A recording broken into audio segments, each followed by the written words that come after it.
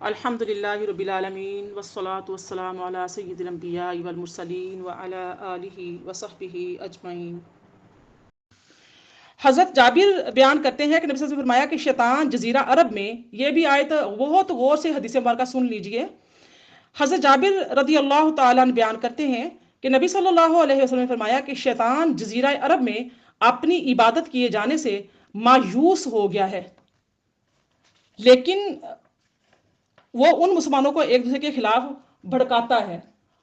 اللہ پاک نے فرمایا کہ شیطان جو ہے نا اب شرک سے جو ہے نا وہ مایوس ہو چکا ہے، جزیرہ عرب کے اندر اب شرک وغیرہ نہیں رہے گا، لیکن یہ مسلمانوں کو بھڑکانے کا کام کرتا رہے گا۔ اب اس کے بارے میں یہ ہوتا ہے کہ اللہ تعالیٰ نے اپنے نبی کو جس قدر چاہا اپنے غیب سے مطلع فرمایا، اور قیامت تک جو کچھ ہونے والا ہے اس کی خبر دی، اور رسول اللہ صلی اللہ علیہ وسلم نے خبر دی کہ جزیرہ عرب میں شیطان اپنی عبادت سے مایوس ہو چکا ہے، اور شداد کی روایت میں ہے کہ مذکور ہے کہ جزیرہ عرب میں بت پرستی نہیں ہوگی، اور تمہارا مذہب ان حدیثوں کے برعکس ہے، کیونکہ تمہارا عقیدہ ہے کہ بصرہ اور اس کے گرد و نواح اور عراق میں دجلہ سے لے کر اس جگہ تک جہاں حضرت علی اور حضرت حسین رضی اللہ تعالی عنہما کی قبریں ہیں، اس طرح سارے یمن اور حجاز میں شیطان کی پرستش اور بت پرستی ہوتی ہے، اور یہاں کے مسلمان بت پرست اور کفار ہیں۔ آپ دیکھو نا سیدنا امام حسین رضی اللہ عنہ کہ ہم لوگ محرم الحرام میں 4 لوگوں کو جمع کرتے ہیں، آپ خود سوچیں کہ ہماری اولادیں، ہماری نسلیں وہ کس طرف جا رہی ہیں۔ ہم کس طرح بچوں کو اصل دین، صحیح دین سکھا ہی نہیں پا رہے، کیونکہ اب مکمل طور پہ جو ہے نا چینج ہو چکی ہے ہر چیز۔ تو اگر ہم ایسے دنوں میں جب محرم الحرام کا مہینہ آتا ہے، ذی الحجہ کا مہینہ آتا ہے، ماہ ربیع الاول آتا ہے، یا معراج شریف کا کوئی مہینہ آتا ہے، تو ایسے مہینوں میں ہم اگر 4 آپس میں بیٹھ کے اس پہ ڈسکشن کرتے ہیں، تبلیغ کرتے ہیں، بیان کرتے ہیں، بات کرتے ہیں، اس پہ نبی صلی اللہ علیہ وسلم کی سیرت بیان کرتے ہیں کہ یعنی کہ اس مہینے میں، ربیع الاول کے مہینے میں، جس کا تمام مکتبہ فکر کا اتفاق ہے کہ آقا کریم صلی اللہ علیہ وسلم یعنی کہ ربیع الاول کے مہینے میں پیدا ہوئے۔ ڈیٹ پہ اختلاف ہے، مہینے میں اختلاف نہیں ہے، اور اللہ تعالیٰ کی سب سے عظیم نعمت نبی کریم صلی اللہ علیہ وسلم کا وجود ہے، آپ کی آمد ہے، آپ کے صدقے سے ہی ہمیں قرآن ملا ہے، آپ کے صدقے سے ہی ہم مسلمان ہیں، آپ کے صدقے سے ہی ہمیں جنت ملنی ہے، ہماری بخشش، ہماری مغفرت کے پروانے ہمیں ملے ہیں، وہ آپ کے تو فعل ہے، آپ کے صدقے سے۔ اگر آپ ہی دنیا میں نہ آتے تو یہ ہونا ہی نہیں تھا۔ تو آپ اگر کوئی ایسا کر لیتا ہے، فرض کریں کہ محرم الحرام کا مہینہ آیا، اہل بیت اطہار پہ جو ظلم و ستم ڈھایا گیا، اور کچھ مسلمان ایسے کہتے ہوئے نظر آتے ہیں اللہ ماشاء اللہ، ٹھیک ہے جی انہوں نے اللہ کے لیے کیا تھا، اللہ پاک ان کو اجر دے، اور یہ وقت ایک تاریخ تھی، ہوگی تھی، اسلام تو بھرا پڑا ہے شہادتوں سے، اتنے صحابہ کرام شہید ہوئے، اتنا ہوا۔ آپ دیکھیں صحابہ کرام جب شہید ہوئے تھے، ان کی لڑائی کن کے ساتھ تھی؟ کفار کے ساتھ تھی، مشرکین مکہ کے ساتھ تھی، لیکن یہ یہاں پر کس نے ظلم کیا؟ مسلمانوں نے مسلمانوں پر، اہل بیت اطہار پر ظلم کیا، ٹھیک ہے، جن کے پاس پورا اسلام یعنی کہ نظام حیات موجود تھا، نبی صلی اللہ علیہ وسلم کی زندگی ان لوگوں کے سامنے تھی، پتا تھا کہ آپ کے نواسے ہیں۔ اگر ہم اپنے بچوں کو بٹھا کر یا 4 لوگوں کو بلا کر یہ بات کربلا کا ذکر کریں، ان کو بتائیں اور کربلا کا فلسفہ سامنے رکھیں، ہم کہیں کہ یہ واقعہ کربلا پیش آیا تھا، وجوہات کیا تھیں، جو یزید تھا اس کی یعنی کہ کیا ڈیمانڈز تھیں، ٹھیک ہے، تو کیوں ایسا اتنا ظلم ستم ڈھایا گیا؟ اگر گھر میں آئے مہمانوں کو کھانا کھلا دیا جائے، ان کی کیا برتھ ڈے پارٹی میں آپ نہیں کرتے؟ کیا بچوں کی شادیوں میں آپ نہیں کرتے؟ یا ویسے عمومی طور پہ میرے پاس کوئی دوست ملنے آ جائے، میں اس کے لیے نہیں کروں گی؟ جب میں کسی کو بلاؤں گی اپنے گھر میں، ان کے لیے میں کھانے کا اہتمام کروں گی، تو کیا میں شرک کر رہی ہوں؟ کیا میں بدعت کر رہی ہوں؟ کیا آپ کا دل مانتا ہے؟ آپ آئیے آواز، سب کو نہیں آ رہی؟ ہیلو،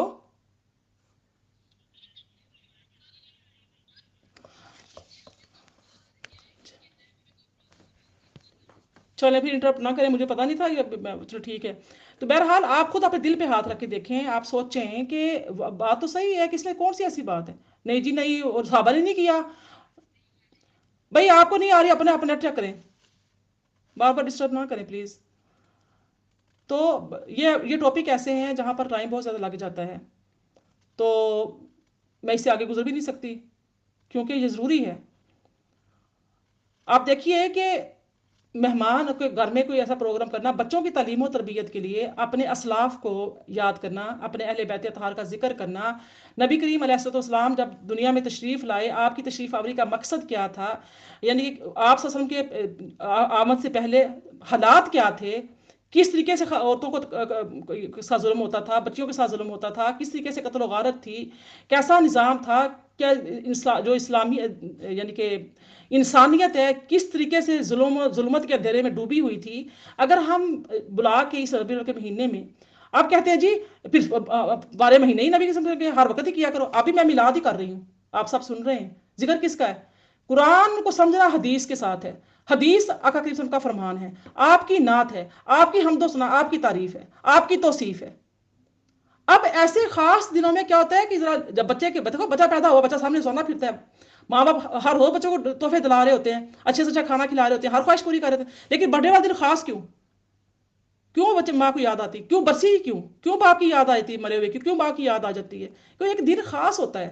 اب وہ جب ربیع الاول کا مہینہ آتا ہے یا محرم الحرام کا مہینہ آتا ہے یا معراج کا آتا ہے، معراج کا ایک واقعہ پیش آیا، واقعہ پیش آیا، بتائیں گے ہمیں نبی کی وسلم نے جنت دیکھی، دوزخ دیکھی، یہ عذابات دیکھے.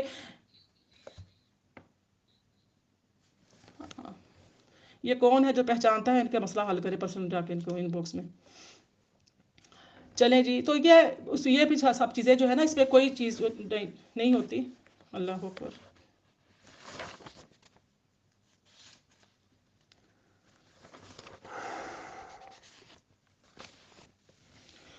اچھا جی،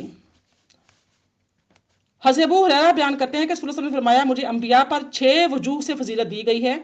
مجھے جوامع القلم، ایسا کلام جس میں الفاظ کم ہوں اور معنی زیادہ ہوں، عطا کیے گئے ہیں، اور رعب سے میری مدد کی گئی ہے، اور میرے لیے یعنی کہ غنیمتیں جو ہیں، غنیمت کا مال غنیمت حرام حلال کر دیا گیا ہے. میرے لیے تمام روئے زمین کو پاک کرنے والی یعنی کہ تیمم کو مسجد زمین کو مسجد بنا دیا گیا ہے تیمم کے لیے، اور مجھے تمام مخلوق کی طرف رسول بنا کر بھیجا گیا ہے. مجھ پر نبوت ختم کی گئی ہے. اور حضرت جابر کی روایت ہے کہ ہر نبی کو بالخصوص اپنی قوم کی طرف مبعوث کیا جاتا ہے، مجھے ہر کالے اور گورے کی طرف مبعوث کیا گیا ہے. امام ابو جعفر محمد بن جریر طبری فرماتے ہیں کہ یہ آیت حجۃ الوداع کے سال یوم عرفہ کو بروز جمعہ نازل ہوئی. یعنی کہ کون سی آیت مبارکہ ہے یہ والی؟ الیوم اکملت لکم دینکم واتممت علیکم نعمتی ورضیت لکم الاسلام دینا. اور اے مسلمانوں، تم ان سے یعنی کہ اللہ، آج میں نے تمہارے لیے تمہارا دین مکمل کر دیا اور تم پر اپنی نعمت پوری کر دی، اور تمہارے لیے اسلام بطور دین یعنی مکمل نظام حیات کی حیثیت سے پسند کر لیا. ٹھیک ہے، تو یہ آیت مبارکہ کی خان کے بارے میں بتایا جا رہا ہے. کیا فرماتے ہیں کہ مجھے ہر کالے اور گورے کی طرف مبعوث فرمایا گیا. امام ابو جعفر فرماتے ہیں کہ یہ آیت حجۃ الوداع کے سال یوم عرفہ کے بروز جمعہ کو نازل ہوئی. اس کے بعد فرائض سے متعلق کوئی آیت نازل نہیں ہوئی، نہ حلال اور نہ حرام سے متعلق کوئی آیت نازل ہوئی. اس آیت کے نزول ہونے کے بعد نبی کریم صلی اللہ علیہ وسلم 21 روز زندہ رہے. اس کے بعد آپ صلی اللہ علیہ وسلم ظاہری دنیا سے پردہ فرما گئے. عمار بن ابی عمار بیان کرتے ہیں کہ حضرت ابن عباس فرماتے ہیں کہ ایک یہودی کے سامنے یہ آیت پڑھی، الیوم اکملت لکم دینکم. تو اس یہودی نے کہا کہ اگر ہم پر یہ آیت نازل ہوتی تو ہم اس دن کو عید منا لیتے. حضرت ابن عباس رضی اللہ تعالی عنہما نے بیان فرمایا کہ یہ آیت 2 عیدوں کے دن نازل ہوئی ہے، ایک یوم الجمعہ اور دوسرا یوم عرفہ. آپ یہ دیکھ رہے ہیں، میں یہاں پر بھی رکوں گی اور بات کروں گی کہ اگر کوئی کسی کو کہتا ہے جمعہ کا مبارک دن، جمعہ مبارک ہو، ایک ریت چل پڑی ہے، جمعہ مبارک ہو. آپ اگر اس کے اوپر جمعہ کے دن کی فضیلت پڑھیں، فضائل پڑھیں، اس کی احادیث پڑھیں، یہ واقعی ہی دن مبارک دن ہے. اور یہاں پر دیکھو ایسے ابن عباس رضی اللہ تعالی عنہما کیا فرما رہے ہیں کہ یہ آیت 2 عیدوں کے دن نازل ہوئی. کون سے 2 دن عیدوں کے؟ یوم الجمعہ اور یوم عرفہ. یہ حدیث مبارکہ سنن ترمذی میں ہے.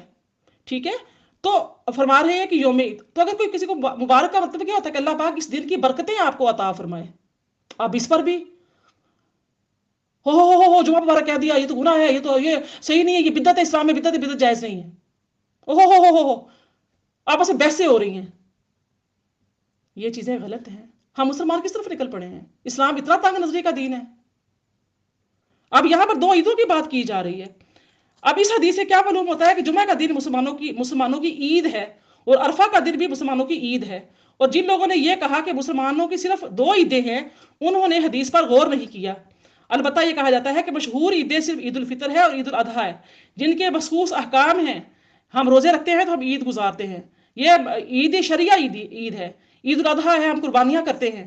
اب جو لوگ وہاں پر ہوتے ہیں مکہ حرم شریف میں، وہ تو یعنی کہ روزہ نہیں رکھتے، لیکن جو لوگ یعنی کہ حرم شریف میں نہیں ہوتے، اپنی اپنی کنٹریز میں ہوتے ہیں، ان کو روزے کا حکم دیا گیا ہے، فضیلت بیان کی گئی ہے، تاکہ وہ بھی ان حاجیوں کے ساتھ شامل ہو جائیں، ان کو بھی حج کا ثواب مل جائے۔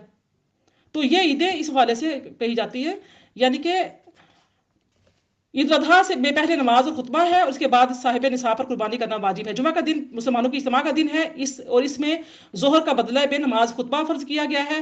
عرفہ کا دن غیر حجاج کے لیے روزہ رکھنے پر بڑی فضیلت ہے، اور اس سے 2 سال کے گناہ بھی معاف کیے جاتے ہیں۔ عید اس دن کو کہتے ہیں جو بار بار لوٹ کر آئے، اور شریعت میں عید کا دن یوم الفطر اور یوم النحر قربانی کا دن کے ساتھ مخصوص ہے، اور جبکہ شریعت میں یہ دن خوشی کے لیے بنایا گیا ہے، جیسا کہ نبی صلی اللہ علیہ وسلم نے اپنے اس ارشاد میں متنبہ فرمایا کہ یہ کھانے پینے اور ازدواجی عمل کے دن ہیں، اور عید کا لفظ ہر اس دن کے لیے استعمال کیا جاتا ہے جس میں کوئی خوشحالی ہو، کوئی خوشی حاصل ہو۔ اس پر قرآن مجید کی آیت پر دلیل دیتے ہیں، قال عیسی ابن مریم اللہم ربنا انزل علینا مائدۃ من السماء تکون لنا عیدا لاولنا وآخرنا وآیۃ منک۔ اے عیسیٰ ابن مریم نے عرض کیا، اے اللہ ہمارے رب، آسمان سے ہم پر کھانے کے خوار نازل فرما جو ہمارے اگلوں اور پچھلوں کے لیے عید ہو جائے اور تیری طرف سے کی نشانی ہو۔ یعنی کہ عید سے ہم بھی بات لفظ بولتے ہیں نا، اچھا ارے مجھے یہ کام چیز دلا دو گے نا، میرا وہ کام کر دو گے نا، میری تو عید ہی ہو جائے گی، عید ہو جائے گی۔ اکثر بولتے ہیں ارے تم مجھے ملنے کے لیے آ جاؤ گی تو کیا بات ہے، میری تو عید ہی ہو جائے گی تم آؤ گی تو۔ اکثر ہم ایسے کلمات بول دیتے ہیں، مطلب کہ خوشی ہوگی، مجھے بہت خوشی ہوگی۔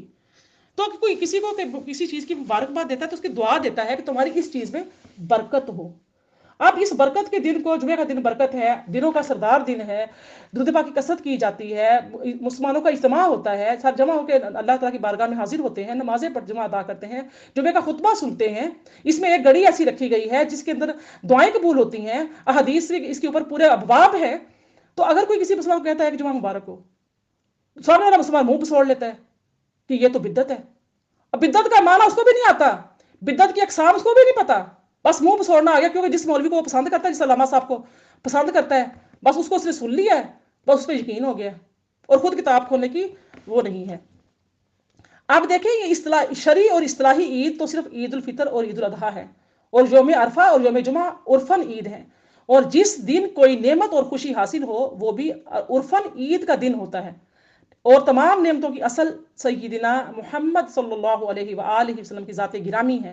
سو جس دن یہ عظیم نعمت حاصل ہو وہ تمام عیدوں سے بڑھ کر عید ہے، اور یہ بھی عرفاً عید ہے، شرع میں عید نہیں ہے، ٹھیک ہے، عرفاً عید ہے۔ ہم اس دن کو خوشی مناتے ہیں، ہم خوش ہوتے ہیں کہ اللہ نے ہمارے اوپر انعام کیا، ہمارے اوپر اللہ پاک کی ذات نے ہمیں مسلمانوں کے گھرانوں میں پیدا کیا، ہمیں عقل دی، شعور دی، ہمیں عزت اور مقام و مرتبہ دیا جو اس سے پہلے نہیں تھا، ہمیں زندہ دفن کیا جاتا تھا، ہمیں بازاروں میں بیچا جاتا تھا، ہمارے ساتھ ایک کتنے مرد یعنی کہ اپنی ہوس پوری کرتے تھے، وہ ہم عورتیں ہی تھیں۔ تو اللہ پاک کے نبی آئے، تشریف لائے، دنیا جو ہے وہ امن کا گہوارہ بن گئی، قرآن نازل ہوا، احکامات نازل ہوئے، ہمیں ایک مکمل ضابطۂ حیات دیا گیا، نبی کی وسلم کی زندگی کو ہمارے لیے ایک نمونہ بنایا گیا، تو ہم اس خوشی کا اظہار کرتے ہیں، ہم مبارکیں ایک دوسرے کو مبارکیں دیتے ہیں۔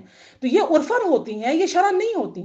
شرعاً 2 عیدیں ہیں، عید الفطر، عید الاضحیٰ، ٹھیک ہے۔ تو یہ خوشی کی بات ہوتی ہے، کسی کو مبارکباد دیتے نا، دل تھوڑے بڑے رکھیں، دماغ کھلے رکھیں۔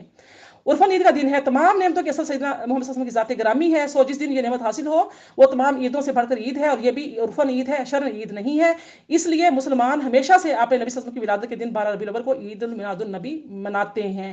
ایک سوال یہ کیا جاتا ہے کہ 12 ربیع الاول نبی صلی اللہ علیہ وسلم کا یوم ولادت ہے، اور بعض اقوال کے مطابق آپ کا یوم وفات بھی یہی ہے، ہوتا نا، کہتے ہیں اچھا آپ تو اچھا دیکھو جی ان کے نبی دنیا سے رخصت ہوئے تھے اور یہ عیدیں منا رہے ہیں، یہ مبارکیں دے رہے ہیں، تو اس دن نبی صلی اللہ علیہ وسلم کی ولادت پر خوشی مناتے ہیں، اس دن آپ کی وفات پر سوگ کیوں نہیں مناتے؟